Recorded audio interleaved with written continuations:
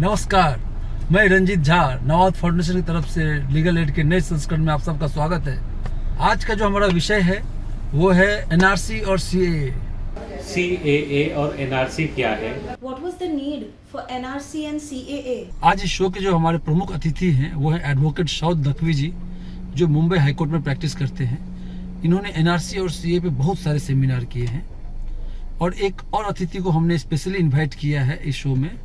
उनका नाम है श्री प्रशांत कोटवाल जी, जो भारत रक्षा मंच के राष्ट्रीय सह संगठन प्रमुख हैं। एनआरसी जो है ये नेशनल रजिस्टर फॉर सिटीजन्स, ये जो पहली बार बनाया गया हिंदुस्तान के अंदर वो आसाम को लेके बनाया गया। आसाम का जो डेमोग्राफिक कंडीशन है, डेमोग्राफिक कंडीशन में ऐसा है कि वो बॉर्डर करता है बांग्लादेश को। तो बांग्लादेश से ये सोचा गया कि 1971 के बाद जो लोग बांग्लादेश से इंडिया में आए वो इलीगल इमिग्रेंट है।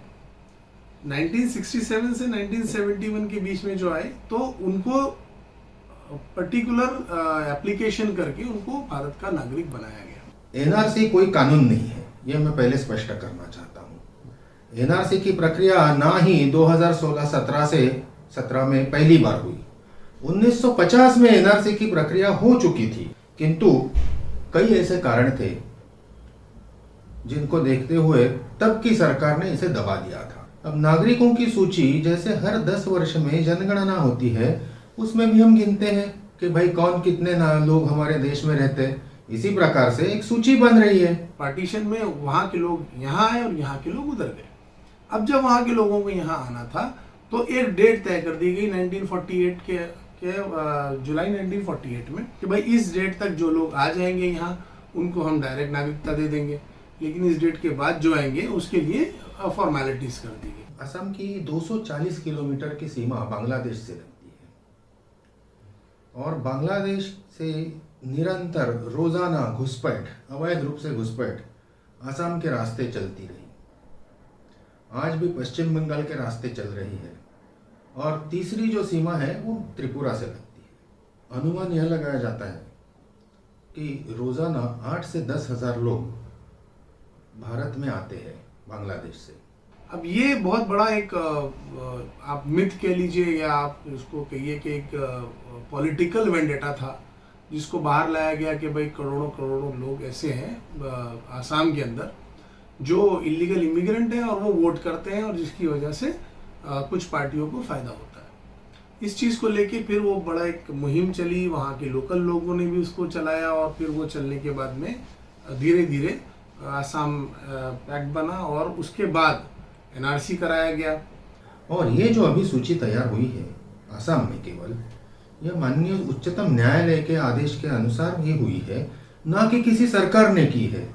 और उच्चतम न्यायालय ने इसके आदेश 2012-2013 में जारी किए थे, किंतु तब या तो कुछ कठिनाइयां थी सरकार के तरफ से या प्रशासन की ओर से, या इच्छा शक्ति की कमी थी, जिसके कारण तब नहीं हुआ एनआरसी का काम शुरू।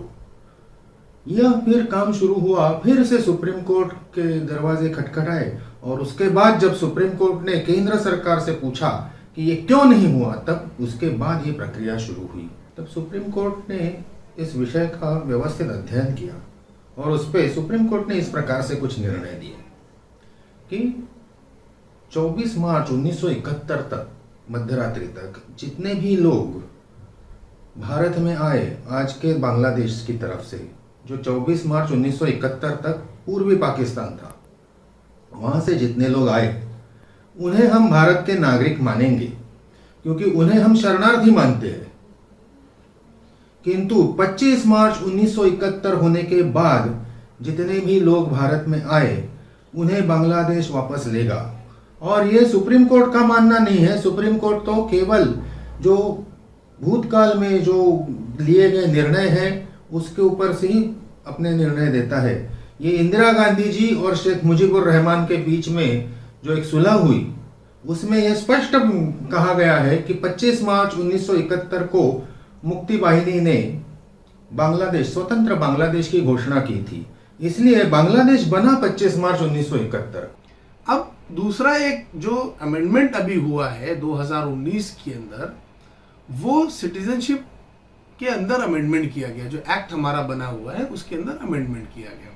जो सिटीजनशिप एक्ट है उसका मकसद ये है कि वो वाजे करे, क्लियर करे कि हमारा भारत का नागरिक है कौन। तो आप इस चीज को क्लियर करते हैं कि 1950 के अंदर जब हमारा कॉन्स्टिट्यूशन नाफिज हुआ, इम्प्लीमेंट हुआ भारत के अंदर, तो ये बताया गया कि जो नागरिक भी भारत देश में पैदा हुआ वो भारत का नागरिक है। अब उसके बाद ये हुआ कि 1987 के अंदर एक प्रावधान लाया गया, एक अमेंडमेंट किया गया कि वो बच्चा जो 1987 के बाद पैदा हुआ लेकिन जिसका अगर पेरेंट एक कम से कम इंडियन होगा तो ही उसको भारत की नागरिकता मिलेगी। यानी जो पहली जो क्राइटेरिया कॉन्स्टिट्यूशन ने सेट किया था कि every child born in India will be a citizen of India, उसको ख़त्म करके एक अमेंडमेंट आ गया कि वो जो बच्चा आज हिंदुस्तान में पैदा हुआ है वो बच्चे का कम से कम एक पेरेंट जो है वो इंडियन होना चाहिए। फिर 2003 के अंदर एक और अमेंडमेंट आया, उसके अंदर ये हुआ कि बच्चे के दोनों माँ बाप वो इंडियन सिटीजन होना चाहिए या फिर कम से कम एक पेरेंट इंडियन होना चाहिए और वो दूसरा पेरेंट इलीगल इमिग्रेंट नहीं होना चाहिए। तो ये एक क्राइटेरिया 2003 में लाया गया और उसी की को आगे बढ़ाते हुए अब ये जो CAA अभी जो लॉ 2019 में पास हुआ, जो अमेंडमेंट हुआ, वो इसको और थोड़ा सा आगे बढ़ा दिया गया। लेकिन इसको लेके लोगों के अंदर गुस्सा भी था, इसको लेके लोगों के अंदर विरोध भी था, क्योंकि देखिए ये जो पहले के 2 अमेंडमेंट्स हुए थे वो टेक्निकली रिलेटेड थे सिटीजनशिप को लेकर। पर यहाँ क्या हो गया कि यहाँ पर ये जो एक्ट बनाया गया इसके अंदर रिलीजन को बेस बनाया गया। बांग्लादेश का मुख्य समाज जो है मुसलमान और दूसरा वर्ग है बांग्लादेश के अल्पसंख्यक जिसमें आते हैं हिंदू, बौद्ध, जैन, सिख, पारसी, ईसाई, जिनको कुल मिलाकर के CAA का जब मुद्दा उठा सिटीजनशिप अमेंडमेंट एक्ट का, तो कुल मिलाकर के सरकार ने उन्हें नॉन मुस्लिम कहा, जिसके कारण देश भर में हिंसक प्रतिक्रियाएं मुसलमान समाज ने दी और उनके साथ मिल करके कुछ ऐसे लोगों ने जो इस देश की एकता और अखंडता को भंग करना चाहते हैं। कि एक रिलीजन बेस्ड कानून बना है जहां पर यह कहा गया कि अफगानिस्तान, पाकिस्तान और बांग्लादेश से हिंदू, जैन, बुद्ध, सरदार, क्रिश्चियन ये कैटेगरी के लोग अगर माइग्रेट करेंगे भारत में और उसकी एक स्पेसिफिक डेट भी तय कर दी गई, इस डेट से पहले के जो माइग्रेटेड हैं हम उनको नागरिकता देने को तैयार हैं।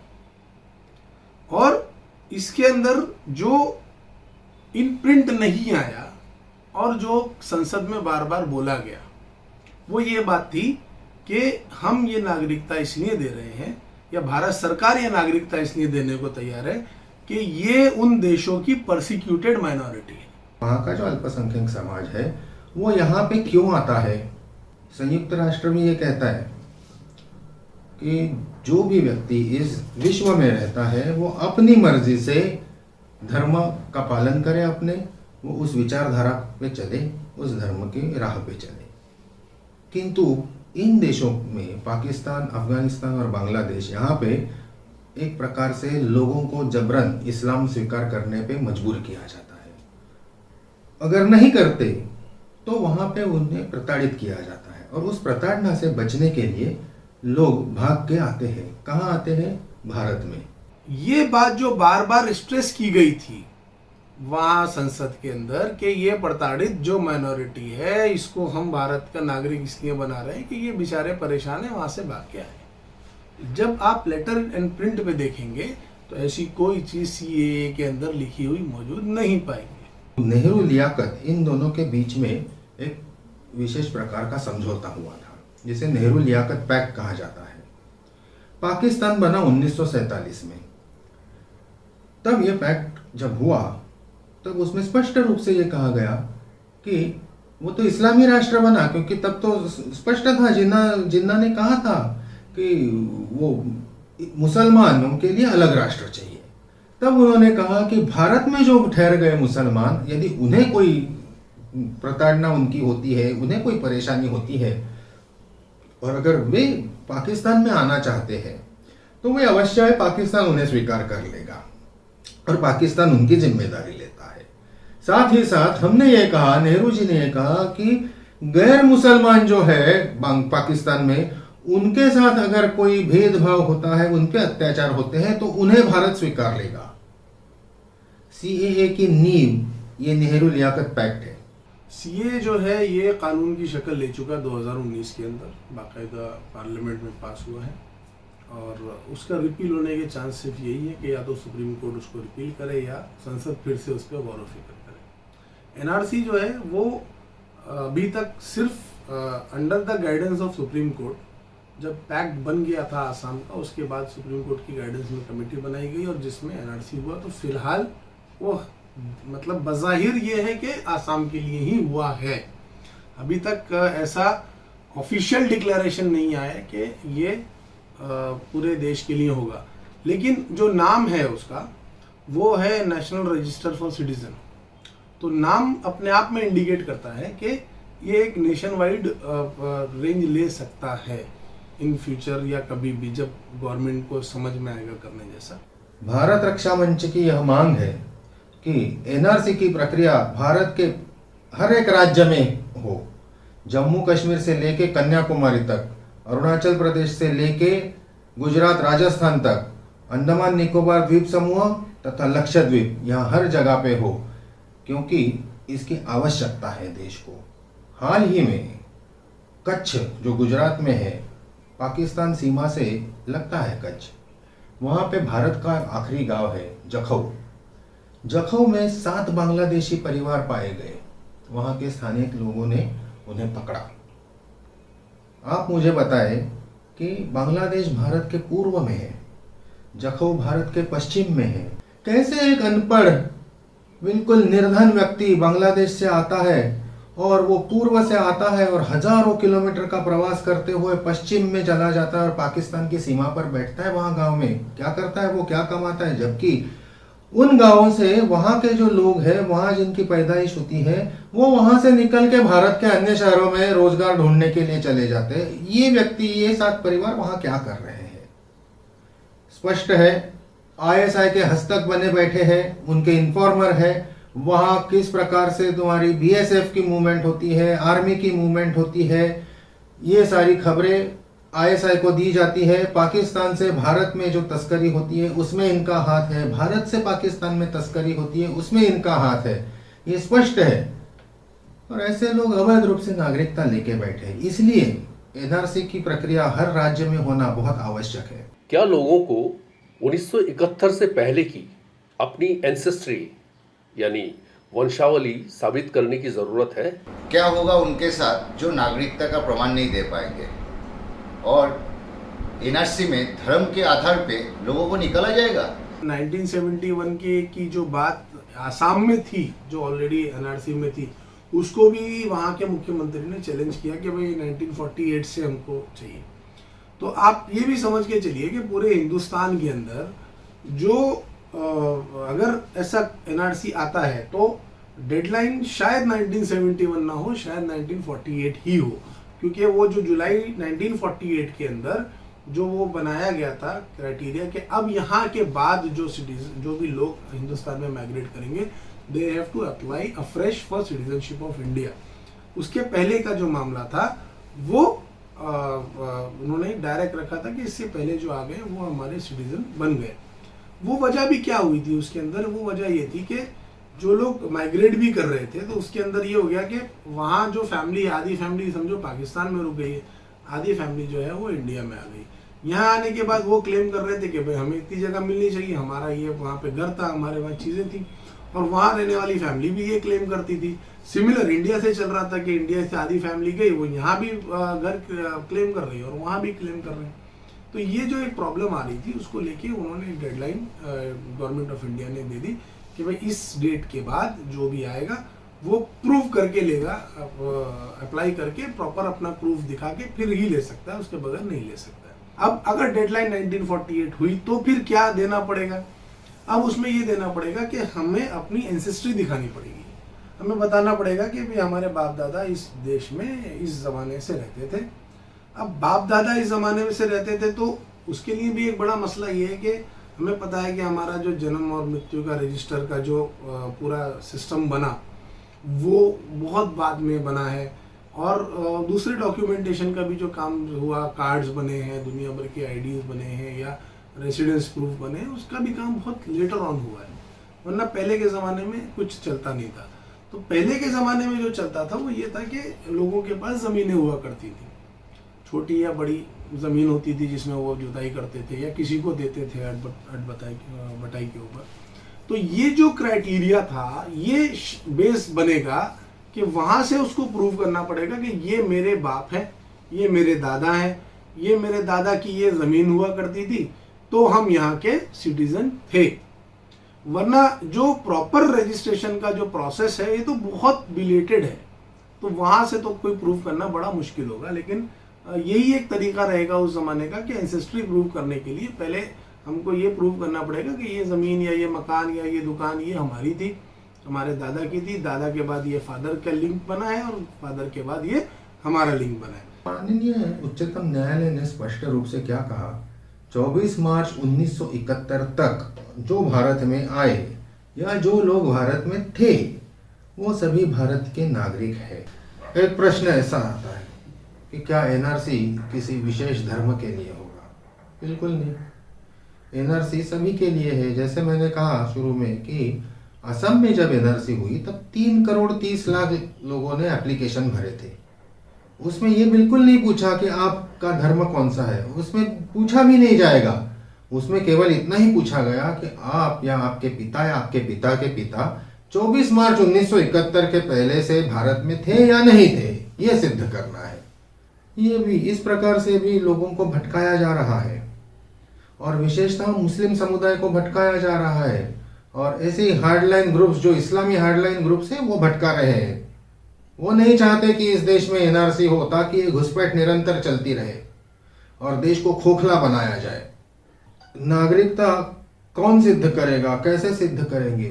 नागरिकता हम स्वयं सिद्ध करेंगे, अन्य कोई नहीं करेगा। हमें देने हैं प्रूफ कि हम नागरिक हैं, बाकी कौन क्या करेगा? सरकार कैसे निश्चित करेगी कि आप नागरिक हो या नहीं हो? अगर सीए के माध्यम से हम देखें तो और एनआरसी अगर इम्प्लीमेंट होता है तो दोनों मिलके एक बहुत बड़ा एक टॉक्सिक इफेक्ट देंगे, और जिससे पूरे भारत देश के अंदर जो है लोग बहुत परेशान हाल घूमेंगे। और इसका मकसद ये हरगिज़ नहीं है कि ना इसमें सिर्फ मुस्लिम कम्युनिटी टारगेटेड होगी, असल में सबको तकलीफ होगी। ये अलग बात है कि एक पर्टिकुलर क्रीड की सोच ये है कि इससे जो है सिर्फ यही कम्युनिटी इफेक्ट होगी, लेकिन आसाम का उदाहरण हमारे सामने है, वो बहुत क्लियर है कि आसाम में ऐसा नहीं हुआ कि सिर्फ मुस्लिम्स जो जिनको बार बार एक मिथ क्रिएट की जाती थी कि ये मुसलमान बहुत आ गए और ये है ना वोट डालेंगे और यहाँ गवर्नमेंट जो है वो धीरे धीरे बदल जाएगी, तो वो उम्मीद तो ख़त्म हो गई। लेकिन आपने देखा कि पूरे का पूरा आसाम के जितनी भी जनरी थी वो सबको उस प्रोसेस से गुजरना पड़ा और सबको उससे परेशान होना पड़ा। क्या एनआरसी और सीए भारत के संविधान article 14 right to equality, article 15 non discrimination और आर्टिकल 21 राइट टू लाइफ का उल्लंघन तो नहीं करते? मेरा उत्तर है नहीं, स्पष्ट रूप से। आर्टिकल 14 की अगर हम बात करें, आर्टिकल 14 स्पष्ट है, राइट टू इक्वालिटी, समानता।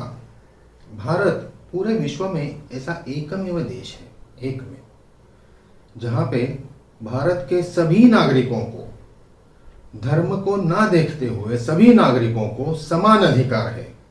किंतु इस देश के मुख्य समाज जो हिंदू समाज है उसको जितने अधिकार है उससे भी अधिक अधिकार दिए गए हैं यहाँ के अल्पसंख्यकों को। अन्य कोई देश आपको इस विश्व में ऐसा नहीं मिलेगा जहाँ के मुख्य समाज को कम अधिकार है और अन्य अल्पसंख्यकों को अधिक अधिकार है। पहली चीज तो ये है कि हमारे जो कंट्री के नेबरिंग नेशंस हैं, उस नेबरिंग नेशंस के अंदर म्यांमार भी आता है, उसके अंदर श्रीलंका भी आता है, उसके अंदर भूटान भी आता है, उसके अंदर चाइना भी आता है। अब जो क्राइटेरिया रखा गया वो ये कि भाई जब अफगानिस्तान में जो मेजॉरिटी है वो मुस्लिम्स हैं, पाकिस्तान की मेजॉरिटी मुस्लिम है, बांग्लादेश की मेजॉरिटी मुस्लिम है, तो लिहाजा क्योंकि वो मेजॉरिटी है और हम माइनॉरिटी के लिए बना रहे हैं, तो इन माइनॉरिटी में मेजॉरिटी को हम नहीं लेंगे, सिर्फ माइनॉरिटी को लेंगे।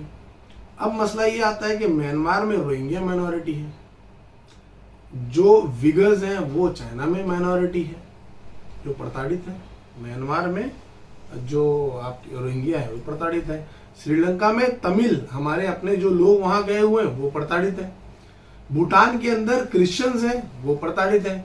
यानी भूटान के अंदर तो ये लिमिट है कि भूटान के अंदर क्रिश्चियंस जो हैं वो अपना रिलीजियस फेस्टिवल यानी गुड फ्राइडे तक भी नहीं मना सकते, वो इंडिया के अंदर एंटर करते हैं, अपना फेस्टिवल मनाते हैं, फिर चले जाते हैं।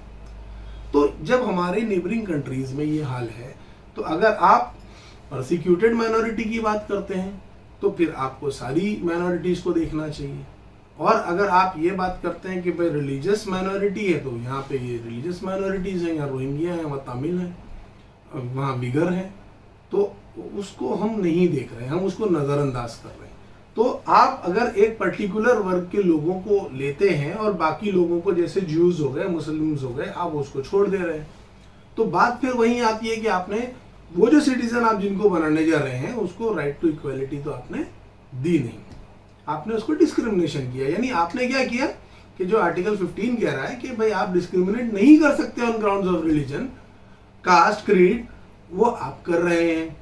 तो आपने वायलेशन किया 15 का, आपने वायलेशन किया 14 का, और हर आदमी जो शहरी यहाँ पर रह रहा है उसको जो राइट टू लाइफ मिलनी चाहिए उसको आप नहीं दे रहे हैं, उसको रोक दे रहे हैं कि भाई इसको दूंगा, इसको मैं नहीं दूंगा। और ये क्यों दूंगा? आर्बिट्ररी है।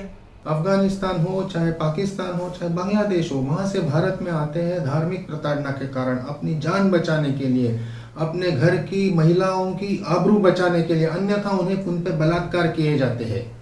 यह वास्तविकता है। और इस विषय में बांग्लादेश में 3 से 4 वर्ष पहले ये विषय जब चल रहा था, वहाँ पे रहने वाले हिंदू अधिक है, अन्य समाजों के लोग वैसे कम है, किंतु है जो हमने अभी समाज कहे, सभी के लोग वहाँ रहते हैं, उनके ऊपर अत्याचार होने वाला विषय बहुत चला था। तब वहाँ पे खालिदा जिया नाम की एक महिला है जो पहले बांग्लादेश की प्रधानमंत्री रह चुकी है। उन्होंने ये कहा था कि जो भी यहाँ के हिंदुओं के साथ, बांग्लादेश में दिया था ये वक्तव्य ढाका में, जो भी यहाँ के हिंदुओं के साथ होता है उसका हमें रंज है, उसका हमें दुख है। फिर वो आगे कहती है, लेकिन मैं ये पूछना चाहती हूँ कि बांग्लादेश जब इस्लामी राष्ट्र घोषित हो चुका है तो यहाँ के हिंदू इस्लाम को क्यों नहीं स्वीकारते? ये तीनों इस्लामी राष्ट्र है, और इस्लामी राष्ट्र में अन्य किसी विचारधारा के व्यक्ति को, धार्मिक विचारधारा के व्यक्ति को सहन नहीं किया जाता। अगर हम अफगानिस्तान की बात करें तो अफगानिस्तान में बड़े प्राचीन भगवान गौतम बुद्ध के मूर्तियां बनी हुई थी। तालिबान का शासन आया, सभी मूर्तियां तोड़ दी गई। पाकिस्तान में प्राचीन हिंदू मंदिर, प्राचीन गुरुद्वारे हैं, सभी क्षतिग्रस्त है। आज पाकिस्तान में कोई भी अन्य धर्मीय सुरक्षित नहीं है। जबरन उनकी लड़कियों को उठा ले जाना, उनकी शादियां मुसलमानों के साथ करवाना, ये सारे काम हो रहे हैं, जिसमें वहां की स्थानीय पुलिस के भी हाथ है, उनकी सहायता से ये होता है। क्यों आते हैं भारत में? क्योंकि भारत यह उनकी पितृभूमि है, इसलिए यहाँ पे आते हैं। मूलतः वो भारत के ही है, चाहे वो अफगानिस्तान हो, चाहे पाकिस्तान हो, चाहे बांग्लादेश हो, यह सनातन अखंड भारत है। नागरिकता कैसे तय होगी? क्या यह सरकार के हाथ में होगा? अब देखिए, मसला ये आ रहा है ना कि जैसे मैंने बताया कि अभी ये जिन ग्रेड ऑफ ऑफिसर्स को चुनेंगे एनआरसी अगर किया, तो अब वो यही हो जाएगा कि एक सेकंड ग्रेड का जो ऑफिसर है वो किसी पे भी डी लगा सकता है, डाउटफुल सिटीजन। और अब वो जब उसको डी लग गया तो अब वो बेचारा जो है पहले अपील में जाए और कोर्ट में जाए, और प्रूव करने में उसको महीनों सालों लग जाएंगे। हमारा जुडिशरी सिस्टम भी हमेशा ओवरलोडेड रहता है, तो इतना आसान नहीं है गरीब आदमी को कि वो अपनी नागरिकता को प्रूव कर सके इतनी आसानी से, क्योंकि एक तो ओवरबर्डन है जुडिशरी, दूसरा कॉस्टली बहुत है। एक आम आदमी शायद ही अपने सपने में भी सोच सके कि वो कभी जाके ना अपने आप को कोर्ट में खड़ा करेगा, एक वकील लेगा, अपने आप को रिप्रेजेंट करवाएगा। उन्हें ये सिद्ध करना है कि या तो स्वयं या उनके पिता या पिता के पिता 24 मार्च 1971 के पहले भारत में थे। अब इसके लिए सूची ऐसे यहाँ गिनी नहीं जा सकती, बहुत लंबी सूची जारी हुई है सुप्रीम कोर्ट द्वारा। किंतु आपके नाम पे कोई ज़मीन होगी, किसी स्कूल का दाखला होगा, स्कूल का लिविंग सर्टिफिकेट होगा, कहीं अस्पताल वगैरह सरकारी अस्पताल में आपको एडमिट किया है, उसके पहले आपको, आपके पिता को, उनके पिता को, तो वो कोई सर्टिफिकेट होगा। व्यक्ति कभी जेल अगर गया है तो वो रिकॉर्ड भी चलेगा, कोई FIR हुआ है वो भी चलेगा, अन्य कोई केस हुआ है वो भी चलेगा। किंतु 25 मार्च 1971 के बाद का कोई भी डॉक्यूमेंट ग्राह्य नहीं है। अब तक तो स्थिति ये थी कि बांग्लादेश मानने को ही तैयार नहीं था कि हम जिन्हें चिन्हित कर रहे हैं वे बांग्लादेशी है। उनका ये कहना था कि आप तो आपके भारत के मुसलमानों को बांग्लादेशी घोषित करके बांग्लादेश भेजना चाहते हो। किंतु आज से 1.5 वर्ष पहले बांग्लादेश के परराष्ट्र मंत्रालय ने एक बात मान ली कि बांग्लादेश से उनके 1 करोड़ नागरिक लापता है। अवैध प्रवासियों के बारे में CAA क्या कहता है? आपके घर में घुसपैठिया कौन होता है? जो चोर आता है, घुसपैठ करके आता है, कौन होता है वो? जो आपकी अनुमति के बिना आपके घर में घुस आया। इसी प्रकार भारत सरकार की अनुमति के बिना जो हमारे देश में आया वो इलीगल माइग्रेंट है, वो घुसपैठिया है। और CAA उसके विषय में क्या कहता है? CAA उसके विषय में कुछ नहीं कहता। CAA कहता है अफगानिस्तान, पाकिस्तान और बांग्लादेश की minority, that is non Muslims, उनके विषय में कहता है कि यदि वो घुसपैठ करके भी आया है तो भी उसके कारण अलग है और उसकी नींव जो है वो नेहरू लियाकत पैक्ट है। इसलिए उन्हें हम नागरिकता प्रदान करेंगे जो 5 वर्ष यहाँ पे है। Can you please share what is India's refugee policy? तो भारत पाकिस्तान का जब बंटवारा हुआ था तो 1948 से जो डेडलाइन दी गई थी उसके बाद से जो लोग आए थे उनको रेफ्यूजी का नाम दिया गया था कि until and unless they apply for the citizenship of India, और वो उनको मिलने के बाद उनका रेफ्यूजी स्टेटस हटा दिया जाएगा। 1948 के बाद जो माइग्रेंट्स आए हैं उनको रेफ्यूजी स्टेटस मिला है, उससे पहले आए हुए लोगों को हमने भारत की नागरिकता एज इट इज मिल गई हुई है। कि जो CAA में नॉन मुस्लिम कहा गया है वो शरणार्थी है, क्योंकि उनके लिए उनका कोई राष्ट्र नहीं है। लेकिन अगर कोई वहाँ से पाकिस्तान या बांग्लादेश से, अफगानिस्तान से कोई भी मुसलमान कहता है कि मुझे शरणार्थी बना के रखिए, तो आपको सिद्ध करना पड़ेगा कि आपको क्यों शरणार्थी बनाया जाए और हम ही क्यों आपको शरणार्थी बनाए। आप किस बात की शरण ले रहे हो हमारे पास? नागरिकता प्रदान करने के लिए सरकार ने कुछ थोड़े बहुत बदलाव लाए। वो ऐसे कि जो 5 वर्षों से यहाँ रह रहे हैं ऐसे लोग, उन्हें नागरिकता प्रदान की जाएगी। इसलिए जब 2019 में यह कानून बना तब 2014 के पहले जो लोग आए थे उन्हें यहाँ पे नागरिकता प्रदान की गई। आगे भी इसी प्रकार से नागरिकता प्रदान की जाएगी। इसमें कोई धार्मिक भेदभाव वगैरह है नहीं। धार्मिक रूप से प्रताड़ित होकर आया हुआ व्यक्ति जो है उसे मानवता से देखते हुए उसे यहाँ पे हम नागरिकता दे रहे हैं। सर, जो गरीब हैं, अशिक्षित हैं, जिनके पास अपनी ज़मीनें नहीं हैं, अपना घर नहीं है, ऐसे लोग अपनी नागरिकता कैसे साबित करेंगे? उनके लिए क्या प्रावधान है? अगर इन बेचारे लोगों को जिन्होंने कभी या इनके बाप दादाओं ने कभी ये सोचा ही नहीं है, उनको अपनी रोजी से फुर्सत नहीं मिली कि कभी जाके वो उठा के ये देख ले कि हमारे पास ये डॉक्यूमेंट है कि नहीं है, हमको ये बनाना चाहिए, ये फलाना कार्ड बनाना चाहिए, डिग्ना कार्ड बनाना चाहिए। तो अब ये जो सारी चीज़ें हैं ये तो अब आज के ठीक है, आज के लोग थोड़े से नेट सेवी हो गए, गांव में भी थोड़ा बहुत टेक्नोलॉजी पहुंच गई है।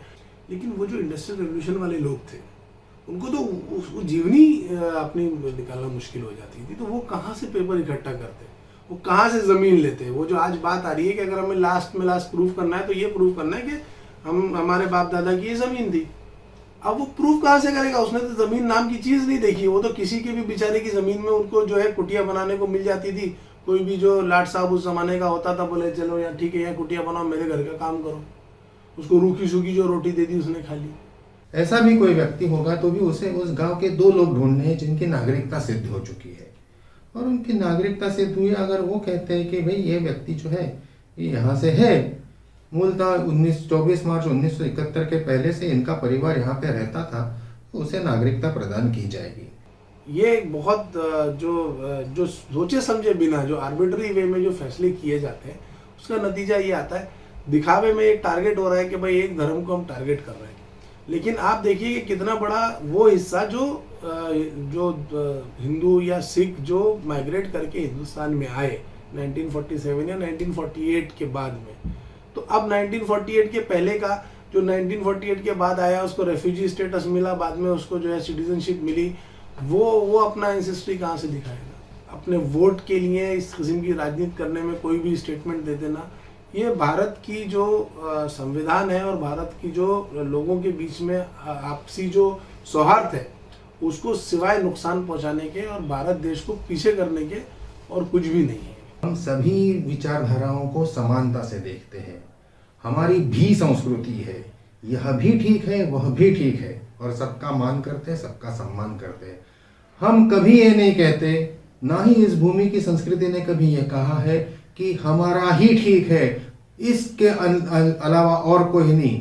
हम अगर मानते हैं भगवान शंकर में, तो हम ये नहीं कहते कि केवल भगवान शंकर ही है, बाकी सब झूठ है। बिल्कुल नहीं, हम सभी को मानते हैं, सभी रूपों को मानते हैं, सभी की। हमारी विचारधारा यही कहती है कि आप पूजा जिस तरह से करो, आप जिस भाषा में करो, किंतु वो पहुंचेगी तो उसी ईश्वर के पास। NRC, CAA ऐसे मुद्दे निकाल करके, देश विरोधी वातावरण देश में तैयार करके, देश में दंगे भड़का के इस देश के शत्रु काम कर रहे हैं, शत्रु राष्ट्र काम कर रहे हैं। और यहाँ बैठे उनके दलाल, फिर चाहे वो राजनीतिक दलों के या राजनीतिक नेताओं के रूप में हो या आतंकवादियों के रूप में, ऐसे दलाल यहाँ पे उस काम में लगे हुए हैं। ये हमें निश्चित करना है कि हमें ऐसे दलालों के पीछे जाना है या हमें अपनी स्वयं की सोच के और भविष्य की हमारी आने वाली पीढ़ियों के लिए एक सुजलाम सुफलाम और सुरक्षित भारत छोड़ करके यहाँ से जाना है, हमें सोचना है। जब भी NRC और CAA की बात होती है, आप सभी ने नेहरू लियाकत पैक्ट के बारे में सुना होगा। इनफैक्ट पार्लियामेंट में भी हमारे जो गृह मंत्री श्री अमित शाह जी हैं, उन्होंने इस विषय का चर्चा किया था। 8 अप्रैल 1950 को भारत के प्रधानमंत्री पंडित जवाहरलाल नेहरू जी और पाकिस्तान के प्रधानमंत्री नवाब लियाकत अली खान के द्वारा नई दिल्ली में एक द्विपक्षीय संधि पर हस्ताक्षर किए गए थे। ये संधि भारत के विभाजन के बाद दोनों देशों में अल्पसंख्यकों के अधिकारों की गारंटी देने और उनके बीच एक और युद्ध को टालने के लिए 6 दिनों की बातचीत का परिणाम थी, जिसमें शरणार्थियों को अपनी संपत्ति के निपटाने के लिए लौटने की अनुमति दी गई थी। अपहरण की गई महिलाओं को और लूटी गई संपत्ति को वापस किया जाना था। जबरन धर्मांतरण को मान्यता नहीं दी गई थी। अल्पसंख्यकों के अधिकारों की पुष्टि की गई थी और इनकी देखरेख के लिए दोनों देशों में अल्पसंख्यक आयोगों की स्थापना की गई। अगर वाकई में दोनों देशों ने इस समझौते का पालन किया है, तो क्यों हिंदुस्तान में अल्पसंख्यकों की संख्या प्रतिशत बढ़ती जा रही है और पाकिस्तान बांग्लादेश में अल्पसंख्यकों की संख्या घटती जा रही है? सोचिए, समझिए और नीचे कमेंट बॉक्स में अपना राय जरूर व्यक्त कीजिए। धन्यवाद।